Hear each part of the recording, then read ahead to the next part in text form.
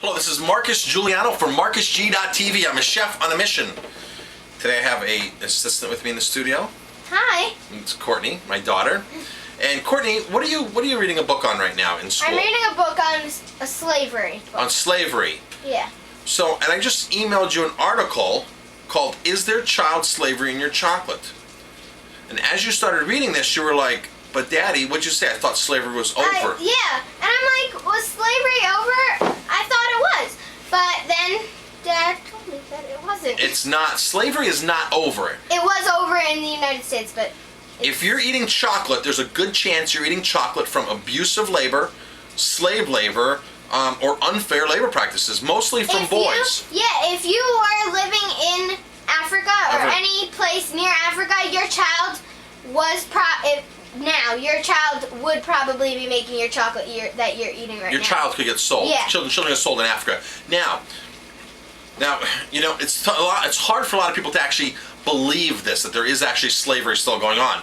Now, I love John Robbins. I've got to give John Robbins full credit for this. It came from the Huffington Post. We're basically going to read this article verbatim here. I don't want to steal John Robbins' thunder here. I love what John Robbins has done for his books that he's written. Really, really great on cue. So, it starts off, and he wrote this for the Huffington Post. But he has this on his website too, Food Revolution. He has it on that way. We live in cynical times. We are no longer surprised when we find out that major companies like BP or Monsanto has done something horrible and then made things worse by hiding the consequences of its actions to the public. But even in a day of widespread flagrant abuse of power, there's a dark side to the operations of the Hershey Chocolate Company. Hershey, which is the largest manufacturer in the world, gets most of its chocolate from West Africa. The company purchases the primary ingredient in its products from sources notorious for abusive labor practices, including forced labor, human trafficking, and child slavery. In 2009, the Payson Center for International Development at Tulane, so here's an official report, published an assessment of child labor in the chocolate supply chain. This is an official study here. This is not people just hearsay. The study found child labor to be widespread in various regions of West Africa, particularly Ivory Coast, where Hershey sources its chocolate, and that forced labor or involuntary child labor was common in these areas. Ivory Coast, located in the southern coast of West Africa, is by far the world's largest chocolate supplier, providing 43% of the world's supply of cacao beans. According to an investigative report by the BBC, the British Broadcast Company, hundreds of thousands of children are being purchased from their parents for pittance, and in some cases outright stolen, and then shipped to Ivory Coast, where they are enslaved on chocolate farms. Mali, Togo, Burkina Faso, these are some of the nations that are actually listed. Destitute parents in these poverty-stricken lands sell their children to traffickers, believing that they will find honest work when they arrive in Ivory Coast, and then send some of their earnings home. But that's not what happens. These children, usually 11 to 16, even younger, are forced to do hard manual labor 80 to 100 hours a week. They are paid nothing, receive no education, are barely fed, are beaten regularly, and often viciously beaten if they try to escape. Most will never see their families again.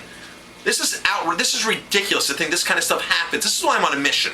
I mean, this is ridiculous. Now, Courtney, you thought that slavery was long gone, yeah, because this is what you're taught in school, that slavery's been abolished and this and that, and this is happening in 2010. This is happening today, and it's not happening in America, but where it's just mind-blowing.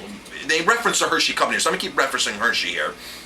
The beatings were part of my life, said Ali Diabate, a freed slave who told reporters, anytime they loaded you with bags of cocoa beans and you fell while carrying them, nobody helped you. Instead, they beat you until you picked it up again. Brian Woods has made films about some of the world's worst human rights abuses. He tells of meetings of Drissa, a young man from Mali who had been forced to work on an Ivory Coast cocoa farm. When Drissa took off his shirt, I had never seen anything like it, he describes. I have seen some pretty nasty things in my time, but this was appalling. There wasn't an inch of his body that wasn't covered with a scar. Buying cocoa from farms that employ such abusive child labor practices enables Hershey to keep its costs down. Bingo, American, keep your costs down, raise the cost, make more money, pocket, make the CEO rich, and totally screw everybody else along the way.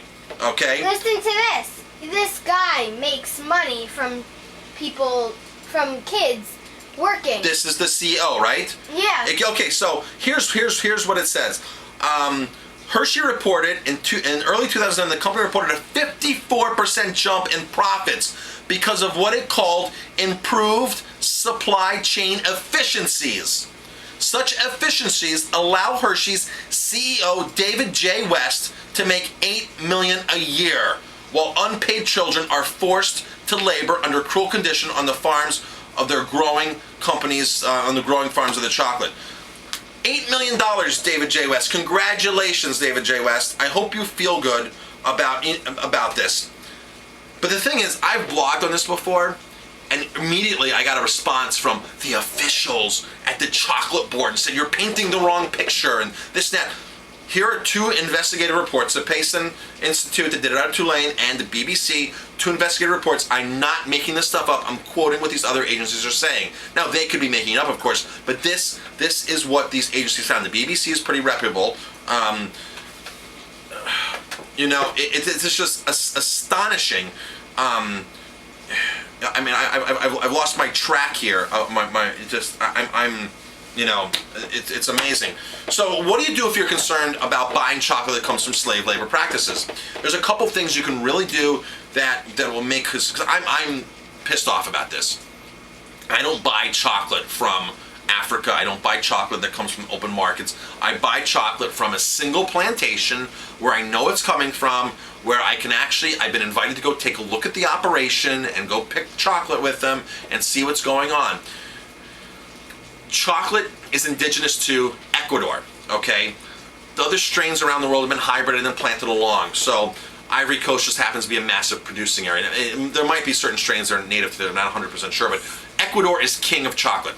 Now in South America, there's really not abusive labor practices like there are in Africa.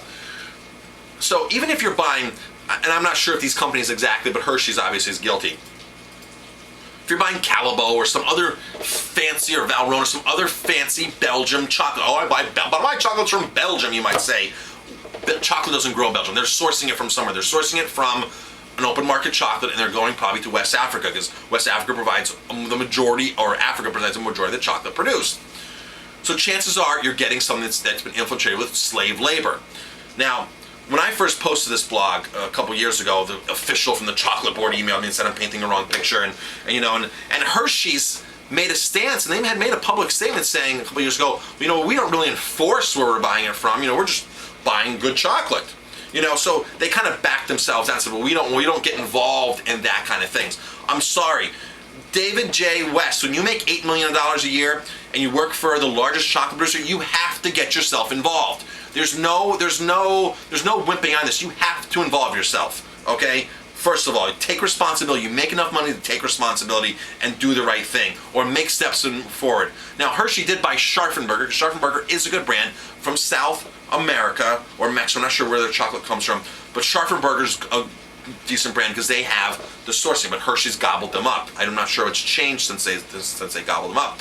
So you want to look for South American chocolate. Organic South American chocolate is key. Fair trade organic South American chocolate is going to be what you're after. It's very important. Ask questions when you go out to eat, when you go to a chocolate shop, or when you tweet something, or when you Facebook somebody, or when you reach out and do a public message like that about chocolate. Make sure you really say your stance on chocolate. How important it is to buy fair labor chocolate, organic chocolate. I'm convinced Ecuador chocolate is the single best. They have the original strain of chocolate there. They've been doing it for years and years and years. It's the healthiest chocolate as far as the plants themselves, the rootstock and everything. Once you start hybriding chocolate and moving it to other parts of the world, you have to account for diseases because it's not its true strength. So there are some other good producers in Bali and other parts of the world, but really Ecuador, I love Ecuadorian chocolate. So you can buy it in powder, you can buy it in nibs, you can buy the whole beans, you can buy the cacao butter. So even when you go to your favorite restaurant, just ask. Say, I hope you're using, because restaurants do buy chocolate powder, and and there are some of the bigger companies out there that are doing it right. Now, I've heard Valrhona, they're a bigger brand and they're more of a boutique brand. I heard from one of their representatives on a face-to-face talk they were buying from South America, and they are avoiding that whole slave abusive labor thing. So this is the dark side of chocolate that nobody really knows, and it's a shame that chocolate is like the national food for Valentine's Day, because Valentine's Day is filled with love, but really we're doing the opposite when we're buying all this. We're actually encouraging a company to really destroy a lot of families and a lot of people in South Africa. And I'm just really appalled by it. And I hope that you guys are just as appalled and make a statement and make a stance and speak up, especially when you go out to restaurants. Courtney, you want to say anything else?